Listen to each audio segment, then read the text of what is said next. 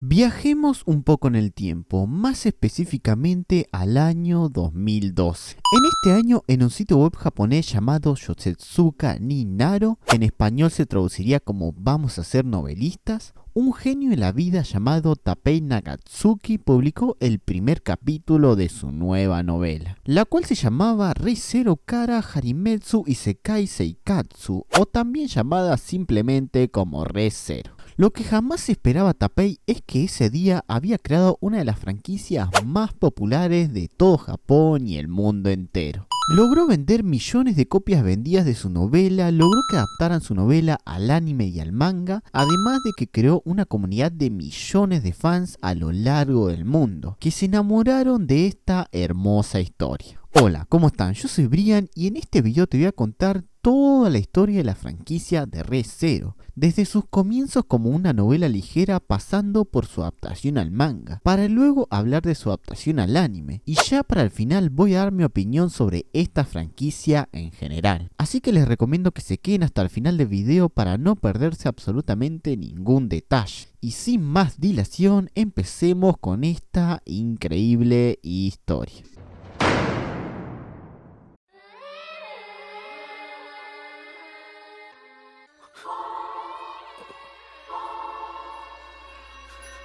Bueno, hasta ahora ya sabemos que la franquicia de Re:Zero empezó a publicarse como una novela ligera, en una web japonesa allá por los años 2012. Al poco tiempo la novela se hace súper viral en Japón ganando un montón de fans. Eso ya lo sabemos, pero lo que todavía no sabemos es por qué la novela se hizo tan famosa. ¿Qué era lo que la hacía tan buena? ¿Qué era lo que la hacía destacar entre tantas otras historias? Para que logramos entender este punto voy a tener que hablarte de su trama. Esta nos cuenta la historia de Subaru Natsuki, un joven estudiante de preparatoria que de repente es transportado a un mundo de fantasía. Justo después de llegar a este nuevo mundo, él conoce a la waifu de la serie, Emilia, la cual es una medio elfa que está desesperada porque le acaban de robar. Momento Latinoamérica. Entonces Subaru intenta ayudarla, aunque al final le termina saliendo todo mal porque lo terminan desviviendo. Pero acá es donde él se da cuenta que tiene una habilidad muy especial, la cual le permite viajar en el tiempo cada vez que fallece. Y a medida que avance la trama, Subaru se verá envuelto en conflictos cada vez más complejos, incluyendo ataques de cultos demoníacos, bestias mágicas y los propios secretos del reino. Esa básicamente sería una sinopsis muy resumida de la trama, pero todavía nos falta responder a la pregunta de por qué es tan exitosa. Bueno, la verdad es que Re:Zero tiene varios puntos destacables, como por ejemplo la propia habilidad del protagonista, ya que él no tiene un poder súper roto desde el inicio, como en muchos otros isekais, sino que el autor, en lugar de darle a Subaru un poder indestructible, él le dio una habilidad en la cual él tendrá que aprender de sus errores. No solamente tendrá que usar la fuerza bruta, sino más su cerebro e ingenio. Otro punto bueno de la serie serían sus personajes y su evolución. Subaru al principio es un joven un poco ingenuo, y con el pasar de la historia se va convirtiendo en un valiente héroe. Pero no solamente él evoluciona, sino que personajes secundarios como Emilia, Rem, Ran, Roswell, Beatriz también tienen sus propios capítulos, en donde se roban el protagonismo de la serie. Por último, como puntos positivos podríamos mencionar cosas como los misterios de la serie, los cuales te dejan con ganas de resolver los enigmas. O también podríamos resaltar el hecho de tener uno de los mejores efectos de sonido más aterradores que haya escuchado en mi vida. Díganme la verdad, a todos nos dio miedo la primera vez que lo escuchamos. Pero bueno gente, básicamente esos son los inicios de la franquicia de Re:Zero y las razones de su éxito. Así que ¿qué les parece si ahora hablamos de su adaptación al manga? Pero esto te lo cuento en la siguiente sección.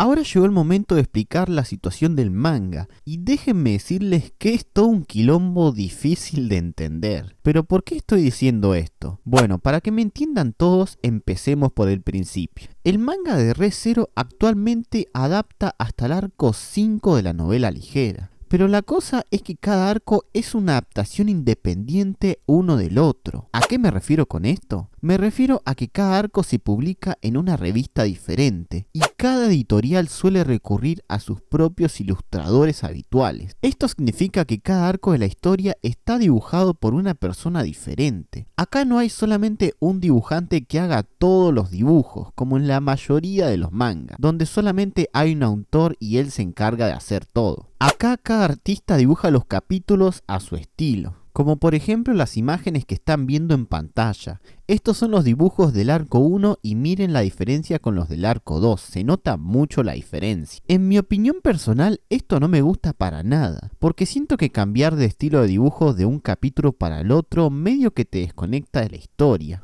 Y acá surge la pregunta principal, ¿por qué lo hicieron de esta manera? Bueno, esto tiene una explicación, y esta sería que lo hicieron así porque en lugar de tener a un solo dibujante que esté dibujando 24 horas a la semana, es mejor tener a varios dibujantes que puedan estar trabajando de forma simultánea en cada arco. Y de esta manera, por ejemplo, cuando un autor está publicando los capítulos del primer arco, otro autor puede estar trabajando en los capítulos del segundo arco. Y cuando se termine el arco 1, a la semana siguiente el otro autor empieza a publicar los capítulos del siguiente arco. Esa básicamente sería la explicación. Espero que me hayan entendido. Sí, ya lo sé, les había dicho, es un quilombo. Pero encima todo esto que te estoy contando tiene que ver con la historia principal. Porque aparte de la historia principal también existen diferentes mangas spin-off que nos cuentan el pasado de algunos personajes secundarios. E incluso también existe un manga en el que hacen un crossover entre Re:Zero y Konosuba. Es cine. Cambiando de tema, en cuanto a las ventas del manga, la verdad es que no tenemos números exactos, o al menos no los encontré en internet. Pero lo que sí es seguro es que el manga se vendió bastante, porque si no lo hubieran terminado hace rato. Esa era toda la información en cuanto al manga de Re:Zero. Como les había dicho antes, es tremendo quilombo. Pero ahora, ¿qué les parece si les cuento su situación en cuanto al anime? Pero esto obviamente te lo voy a decir en la siguiente sección.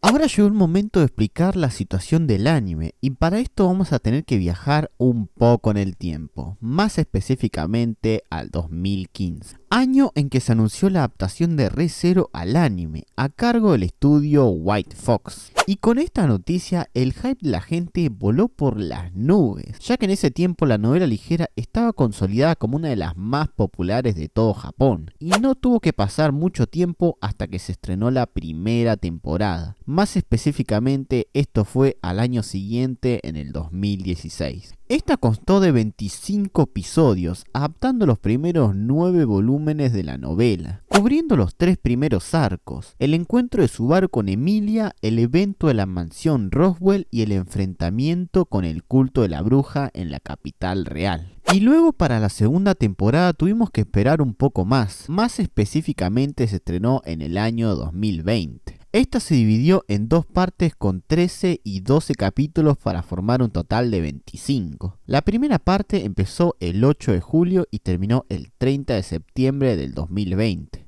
Y la segunda parte empezó el 6 de enero y terminó el 24 de marzo del 2021. En esta temporada exploramos el arco del santuario y se revela el pasado de Emilia, además de que se introducen a nuevos personajes. Y ya para la tercera y última temporada, esta se estrenó el 2 de octubre del año 2024 y se volvió a dividir en dos partes de 8 capítulos cada una. La primera parte empezó el 2 de octubre del 2024 hasta el 20 de noviembre del mismo año, y la segunda parte empezó el 5 de febrero y terminó el 26 de marzo del 2025, hace poquito.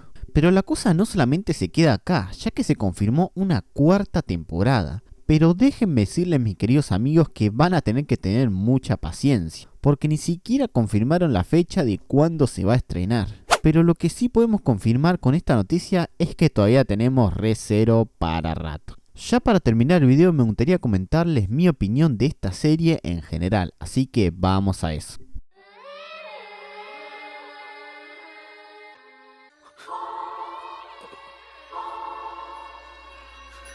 Bueno, llegó el momento de dar mi opinión sobre la franquicia de Re:Zero. Primero tengo que empezar diciendo que yo empecé viendo como muchos otros el anime en el año 2017 o 2018, no me acuerdo bien la fecha. Me lo había recomendado un amigo y yo dije, bueno, vamos a darle una oportunidad. Entonces me miré el primer capítulo y me había encantado, así que de golpe me miré todos los demás capítulos que había como un loco desquiciado y me lo terminé súper rápido. Lo que más me gustaba de la serie era como el prota podía viajar en el tiempo para corregir sus errores. Me gustaba que él tuviera que usar el cerebro e ingeniárselas para salir victorioso. Aunque a muchos no le gusta que el prota básicamente sea inmortal, a mí no me importaba, yo era feliz viendo la serie. Cuando me terminé el anime me quedé con ganas de más, así que me pasé al manga. Pero en ese tiempo el manga no estaba muy avanzado y no tenía muchos capítulos para mirar. Así que empecé a investigar más sobre la franquicia y me enteré que tenía una novela ligera. Entonces empecé a leerla justo de donde el anime estaba en emisión, más o menos por el arco del santuario. Al principio me súper enganché y me leí un montón de capítulos, pero no sé por qué después me terminé aburriendo, dejándola en el olvido. Después de esto pasó el tiempo y recién el año pasado me volví a enganchar con el anime. Me miré todas las temporadas de nuevo hasta la tercera. Y después justamente se me ocurrió la idea de hacer este video. Así que eso, gente, hasta acá llega el video, espero que te haya gustado un montón, porque para hacerlo tuve que investigar un montonazo. Un like y comentario me ayudaría muchísimo, y cualquier comentario que quieras hacerme puedes dejarlo en la caja de comentarios, justamente. Ya por último, déjame decirte que una de mis metas con este canal es ponerme las pilas y lograr monetizarlo, a ver si puedo. Así que para lograr esto voy a intentar estar más activo y subir muchos videos. Pero bueno, ya no tengo nada más que decir, así que me despido, nos vemos en un próximo video y chao, chao.